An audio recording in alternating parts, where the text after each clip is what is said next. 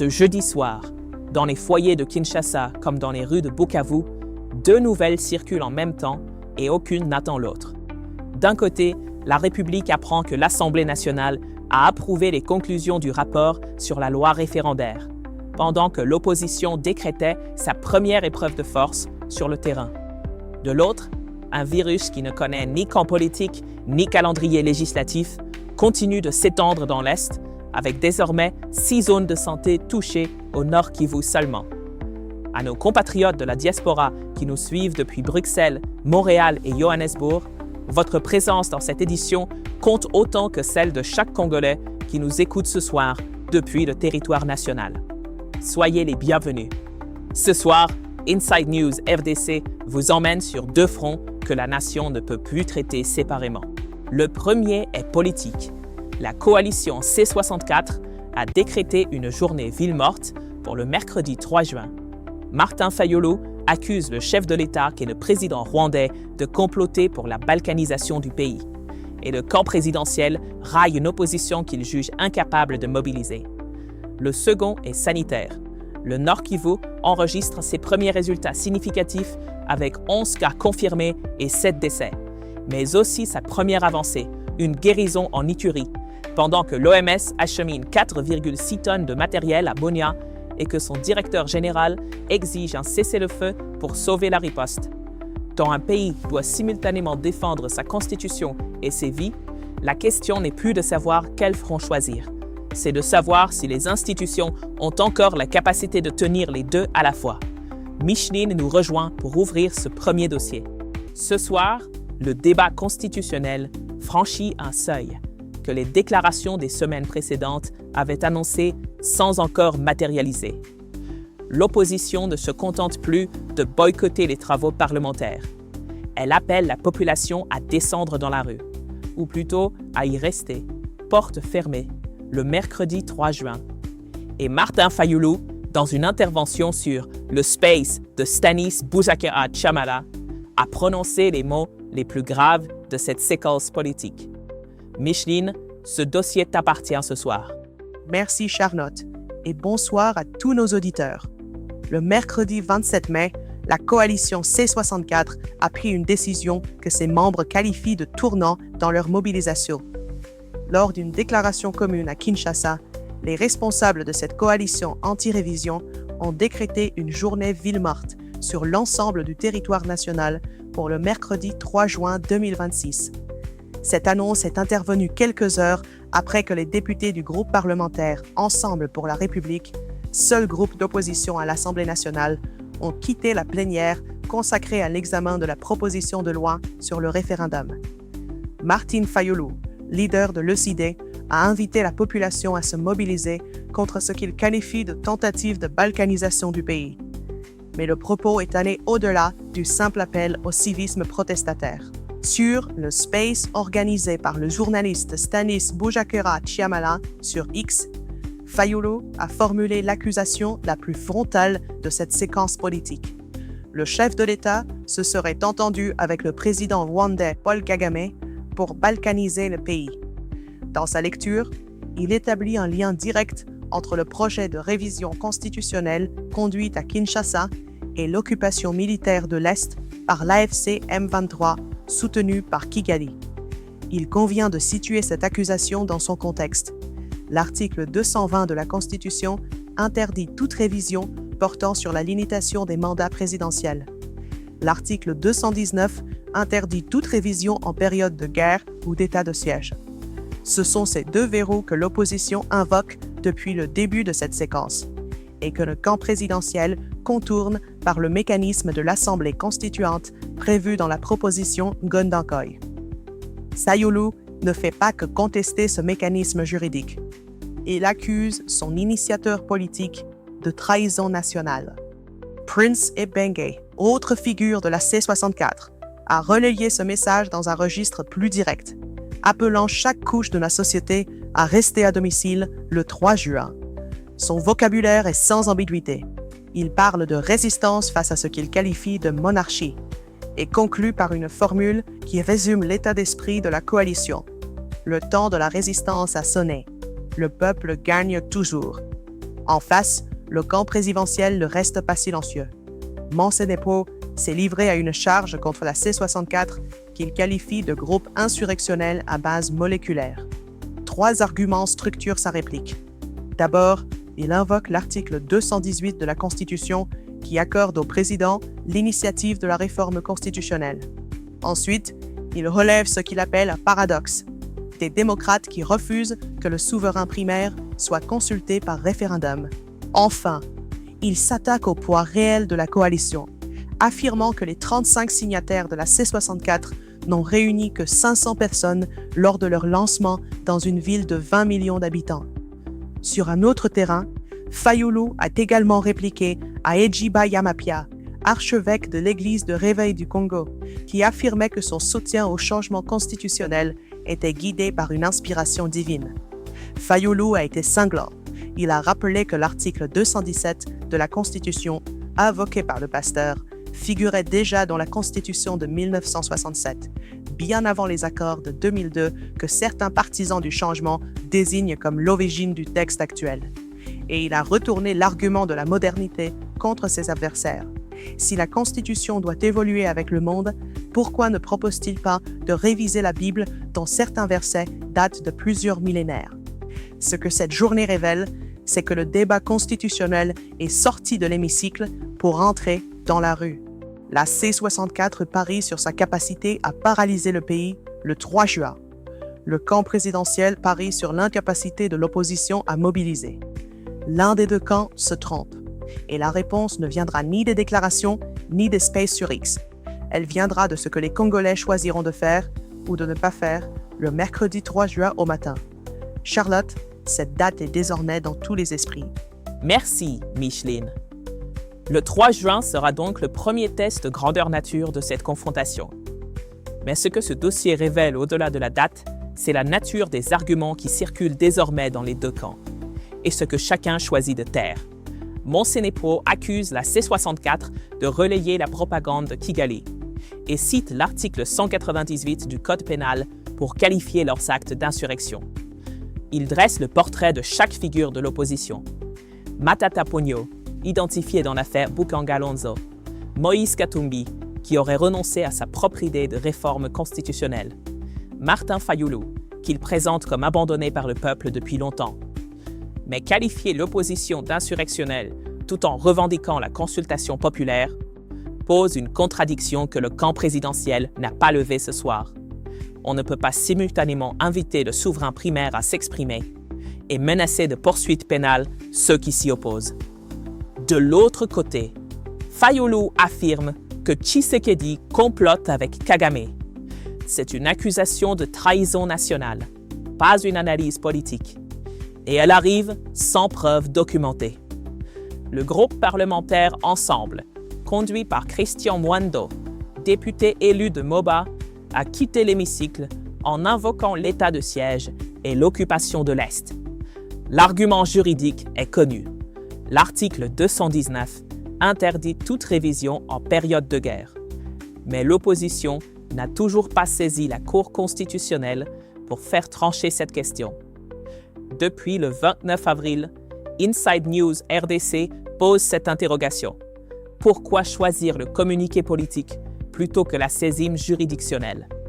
La réponse n'est toujours pas venue. Ce que la nation retiendra ce soir, c'est que le bras de fer ne se joue plus dans les textes de loi. Il se joue dans les rues, dans les marchés, dans les foyers. Un camp qui accuse l'opposition d'insurrection et un autre qui accuse le président de complot avec l'ennemi ne se parlent plus. Ils s'affrontent. Et quand deux blocs qui revendiquent chacun la voix du peuple cessent de se parler, c'est le peuple lui-même qui risque de payer la facture de ce silence. Le mercredi 3 juin nous dira si la rue répond à cet appel ou si elle choisit un autre langage. Et pendant que Kinshasa débat de sa constitution, l'Est du pays combat un ennemi qui ne négocie avec personne. L'épidémie d'Ebola Bundibugyo, la 17e que traverse notre pays, enregistre ce soir une avancée et une inquiétude dans le même souffle. Adriana, ce dossier est entre tes mains. Merci Charlotte. Bonsoir à tous. Commençons par le signal que l'Ituri attendait depuis le début de cette flambée. Ce mercredi 28 mai, Richard Kitenge, Incident Manager adjoint de l'Institut national de santé publique, a annoncé depuis l'épicentre de la riposte la sortie d'hôpital du premier patient guéri de cette 17e épidémie. Pour une souche contre laquelle il n'existe ni vaccin homologué, ni traitement spécifique validé, cette guérison est un fait clinique que les équipes de terrain et la population avaient besoin d'entendre. Elle prouve que la prise en charge, même sans arsenal thérapeutique dédié, peut aboutir. Mais ce signal d'espoir coexiste avec une réalité géographique préoccupante. Le gouverneur militaire du Nord Kivu, le général Somo Kakule Evariste, a annoncé le même jour 11 cas confirmés dans sa province, dont 7 décès. Ce qui retient l'attention n'est pas seulement le chiffre, c'est sa dispersion. 6 zones de santé sont désormais touchées. Katwa, Butembo, Piondo, Kanungota, Oisha et Goma. Lors de l'édition précédente, le Nord Kivu comptait 3 cas confirmés à Oisha. En quelques jours, le virus a atteint des zones séparées par des dizaines de kilomètres, dans une province où les mouvements de population et l'insécurité rendent le traçage des contacts structurellement difficile. Cette extension géographique intervient dans un contexte que les éditions précédentes ont documenté. Un taux de suivi des contacts qui stagnait à 20%, des centaines de contacts perdus de vue et des résistances communautaires qui compliquent le travail des équipes sanitaires. Les mesures prises par le gouverneur Somo Kakule tentent de répondre à cette dynamique. Les activités sportives, toutes disciplines confondues, sont suspendues jusqu'à la fin déclarée de l'épidémie. Les baptêmes par immersion dans les étangs et eaux fermées sont suspendus.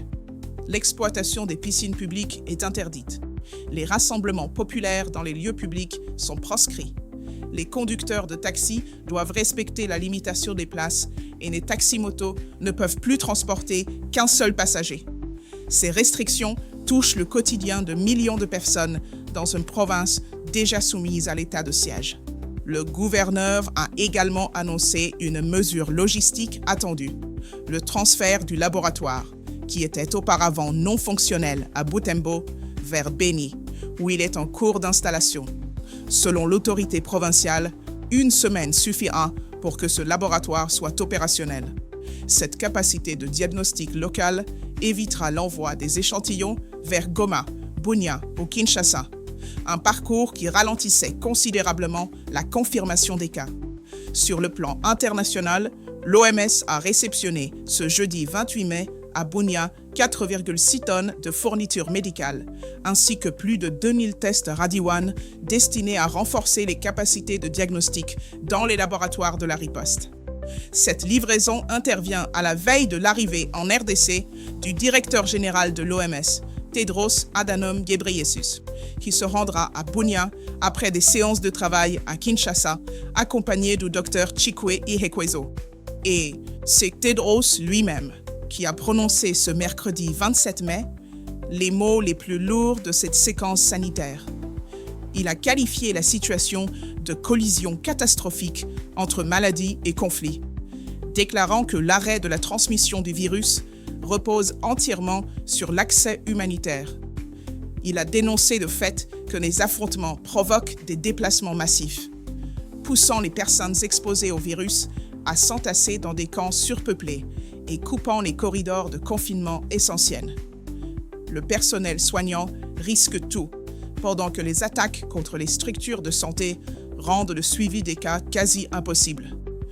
Il a exhorté toutes les parties belligérantes à convenir d'un cessez-le-feu immédiat. En parallèle, la Croix-Rouge de la RDC a organisé un briefing pour les diplomates et humanitaires à Kinshasa.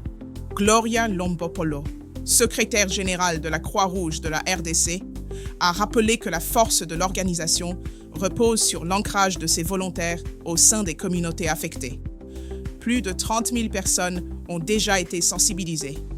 3 volontaires de la Croix-Rouge récemment décédés ont été honorés à l'ouverture des travaux. Ce soir, la 17e épidémie d'Ebola en RDC présente donc 2 visages. Celui d'un patient qui sort de l'hôpital vivant en Ituri et celui d'un virus qui se propage dans 6 zones de santé au Nord Kivu, pendant que les bombes continuent de tomber. La première guérison prouve que la riposte peut fonctionner. Mais la déclaration de Tedros pose une vérité que ni les tonnes de matériel, ni les millions de dollars ne peuvent résoudre seuls. Sans la paix, il n'y aura pas de victoire contre Ebola. La réponse ne dépend plus seulement des médecins. Elle dépend de ceux qui tiennent les armes. Charlotte, cette équation reste ouverte ce soir. Merci, Adriana. Première guérison. 11 cas au Nord Kivu. Un directeur général de l'OMS qui arrive à Bunia et qui dit clairement que sans cessez-le-feu, rien ne tiendra. Le combat contre Ebola et nos combats pour la paix restent, comme nos éditions le documentent depuis le 16 mai, les deux faces d'une même urgence nationale. Pendant que la rue s'organisait, le palais du peuple, lui, avançait. Ce mercredi 27 mai, malgré le boycott des députés du groupe parlementaire Ensemble pour la République, l'Assemblée nationale a approuvé, sous réserve d'amendements, les conclusions du rapport de la Commission politique, administrative et juridique sur la proposition de loi fixant les conditions d'organisation du référendum en RDC. Le mécanisme adopté mérite d'être explicité pour chaque Congolais qui nous écoute. La proposition de loi portée par le député Paul Gaspard Ngondankoy vise à remplacer la loi de 2005, jugée obsolète, par un nouveau cadre juridique. Selon le texte examiné, la décision de convoquer un référendum revient exclusivement au président de la République par ordonnance présidentielle. Le scrutin est organisé par la CENI. En cas de dysfonctionnement majeur des institutions, le chef de l'État peut constituer une commission nationale multidisciplinaire pour identifier les dispositions constitutionnelles jugées inadaptées. Si une majorité se prononce pour le changement, le président soumet un projet de loi constitutionnelle au Parlement réuni en Assemblée constituante, composé des députés nationaux et des sénateurs. Ce projet doit être adopté à la majorité des 3/5 avant d'être soumis à la consultation populaire. L'Assemblée constituante serait dissoute immédiatement après ces travaux, et les deux chambres reprendraient leurs prérogatives respectives. Le calendrier est serré. Le président de l'Assemblée nationale, Aimé Bodji Sangarin, a accordé 24 heures aux députés pour déposer leurs amendements. La commission PAGI, dirigée par le député André Mbata, dispose ensuite de 48 heures pour les intégrer avant de revenir en plénière pour l'adoption article par article, puis dans son ensemble. Le boycott du groupe Ensemble a marqué cette plénière. Christian Mwando, président du groupe parlementaire et député élu de Moba au Tanganyika, a lu une déclaration qualifiant la démarche de complot ourdi contre la Constitution. Il a estimé inconcevable de débattre d'un référendum alors que certaines parties du territoire restent sous occupation de troupes rwandaises et que l'état de siège demeure en vigueur dans l'Est. Le groupe Ensemble a invité le président de la République, en sa qualité de garant de la Constitution, à mettre fin à ces initiatives. En réponse, Aimé Bodji a rejeté les accusations. Il a rappelé que l'Assemblée exerçait sa prérogative de législation et que personne dans cet hémicycle n'organisait un référendum. Il a défendu le texte comme un instrument destiné à donner aux souverains primaires un cadre juridique pour s'exprimer sur les grandes questions nationales. Le président de l'Assemblée a ajouté que l'opposition restait libre de participer ou non aux travaux, mais que la Chambre basse poursuivrait sa mission dans la sérénité. Ce vote intervient dans une chronologie que nos auditeurs connaissent. La proposition Ngondankoy a été déclarée recevable le 30 avril. L'opposition a lancé la coalition C64 le 19 mai. La C4C du camp présidentiel a ouvert ses consultations à Limete le 22 mai. Ce mercredi 27 mai marque le passage de la phase débattoire à la phase législative. La proposition de loi n'est plus un sujet de discussion. Elle est en cours d'adoption. La question qui se pose désormais n'est plus de savoir si ce texte sera voté. C'est de savoir si l'opposition a les moyens, sur le terrain le 3 juin, de peser autant que la majorité pèse dans l'hémicycle. Et si le palais du peuple concentre l'attention politique ce soir, la vie de notre nation ne s'arrête pas aux portes de l'hémicycle. Les chiffres de notre économie bougent. Nos institutions produisent des signaux que chaque foyer congolais ressent directement ou ressentira demain. Et certaines décisions prises cette semaine engagent l'avenir bien au-delà du débat constitutionnel. Ce soir, 3 réalités économiques et 3 faits institutionnels méritent que nous nous y arrêtions parce qu'ils parlent du quotidien de cette nation autant que les grands titres. Commençons par ce que nos réserves de change racontent de la santé financière du pays.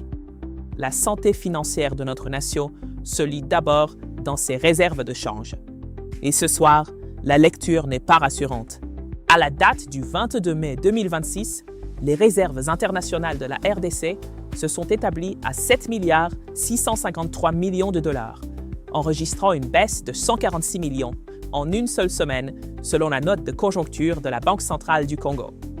Ce niveau garantit une couverture de 2,92 mois d'importation. Mais le mouvement de fonds est plus préoccupant encore. En 2 semaines, depuis le pic de 8,46 milliards atteint le 6 mai, les réserves ont fondu de 237 millions de dollars.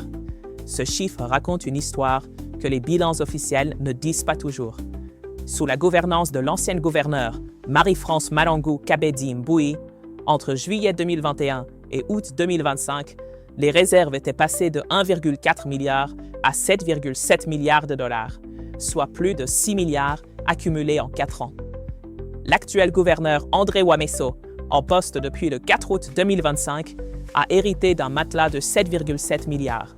8 mois plus tard, ce matelas est à 7,6 milliards et la tendance est baissière. La Banque mondiale avait d'ailleurs interpellé la BCC dans son rapport de mars 2026, plaidant pour une plus grande flexibilité du taux de change et une dédollarisation progressive de l'économie, plutôt que des interventions récurrentes pour maintenir artificiellement la stabilité du franc congolais. Pendant que les réserves reculent, un autre front économique avance, celui de la connectivité maritime.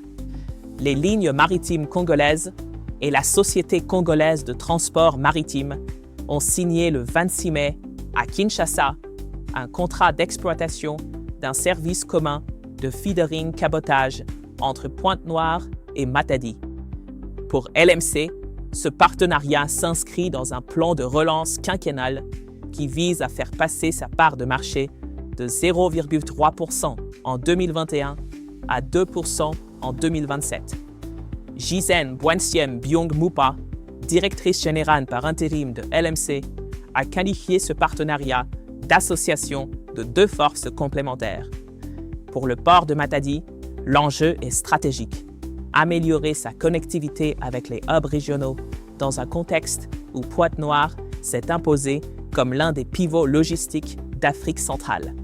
Et pour terminer cette grappe, sur une note qui concerne des millions de supporters congolais, le président Félix Tshisekedi a annoncé ce mercredi 27 mai, à l'issue d'une audience avec le nouveau comité de la FECOFA, conduit par Véron Mosengo Umba, un appui financier annuel de 2 millions de dollars destiné au transport des clubs engagés en l'INAFOOT Ligue 1. Cette mesure répond à l'un des problèmes structurels du football congolais, la logistique des déplacements sur un territoire continent. Mosengo Umba, ancien secrétaire général de la CAF, a présenté sa feuille de route pour le mandat 2026-2030 sous le slogan « Refonder pour structurer, structurer pour gagner », articulé autour de 4 priorités: stabilisation du calendrier, relance du football de base, réforme administrative de la FECOFA et développement des infrastructures sportives. Un séminaire sur la sécurité dans les stades est annoncé en collaboration avec les services de l'État. La promesse est posée. Le football congolais attend désormais de voir si ces 2 millions de dollars arriveront effectivement dans les caisses des clubs et si le calendrier, ce serpent de mer du sport national, sera enfin stabilisé. Ce soir, 3 signaux institutionnels convergent vers une même question: la capacité de l'État à anticiper les crises avant qu'elles n'éclatent. Le premier signal vient de la Commission électorale nationale indépendante. Ce mercredi 27 mai, Denis Kadima Kazadi a présenté devant l'Assemblée nationale le rapport annuel 2025-2026 de son institution. Au-delà de l'exercice de redevabilité, c'est l'alerte financière qui retient l'attention.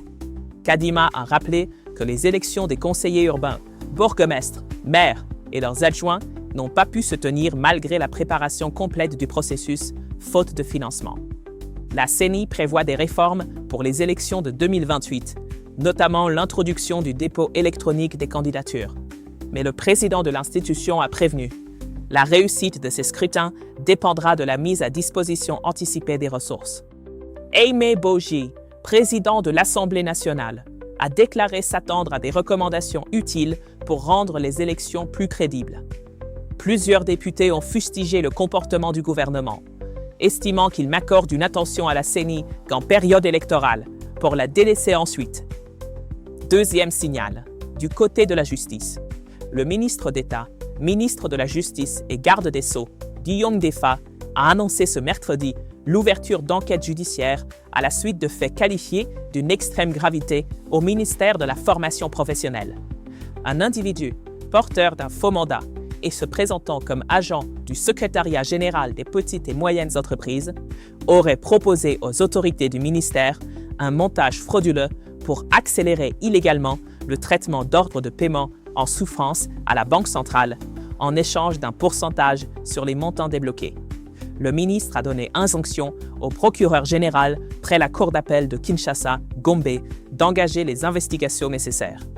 Troisième signal, qui rejoint notre dossier majeur sur Ebola. Une voix analytique a interpellé les autorités sanitaires sur la nécessité de distinguer alerte légitime et communication anxiogène.